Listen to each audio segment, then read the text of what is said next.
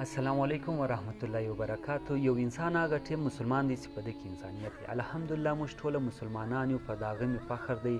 خو په موږ تاسو کې څه داسې خلک شته چې هغه زه هم کیدای شم، تاسو هم کیدای شي، چې کردارونه یې د حیوانانو څخه هم بدتره دي. زموږ د کردارو یو ډېر غټ پیغور ټیک ټاک دی چې زموږ ستاسو خانداني ځوانان، ښایسته ښایسته ځوانان د دایره اسلام څخه بدبندي کارونه په ټیک ټاک کې کوي، هم بې ځان شرمولی، هم بې خاندان شرمولی د څو لایک لپاره. لکه نن سبا چې په ټیک ټاک کې یو نوی ټرند چالو شوی دی چې ښایسته ښایسته ځوانان به پر ځان باندې شیدې تویوي، بوتلان تویوي، د څو لایک لپاره دی د الله د رزق توهین کوي، د الله د رزق بېعزتي کوي. بیبي عایشه رضی الله عنها فرمایي چې یو ورځ حضور نبي پاک صلی الله علیه و وسلم چې د کور په دروازه را دننه سولو، نو پر مځکه باندې د ډوډۍ یو ټوکره یې ولیدله. هغه ټوکره یې راواخیستله، صفا یې کړله، ویې خوړله او ویې ویل چې بیبي عایشه د الله د رزق عزت کوه.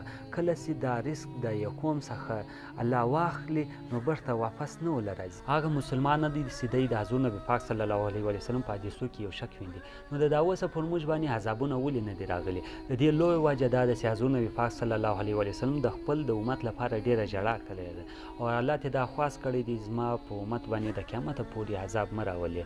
نو د هغه له وجې هم موږ بچاو یو، هم نور قومه والا بچاو دي. که نه زموږ ستاسو انجام به ډېر مخکې داسې وی لکه د قوم لوط، قوم عاد، قوم ثمود. ولې چې په هغو کې کومې ګناوې ولې هغه ګناوې نن سبا په موږ تاسو کې هم شته.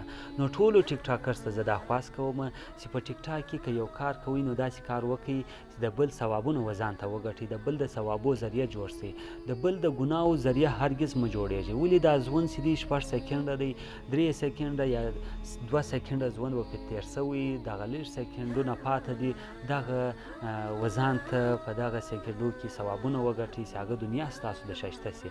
الله دې موږ ټولو ته هدایت وکړي.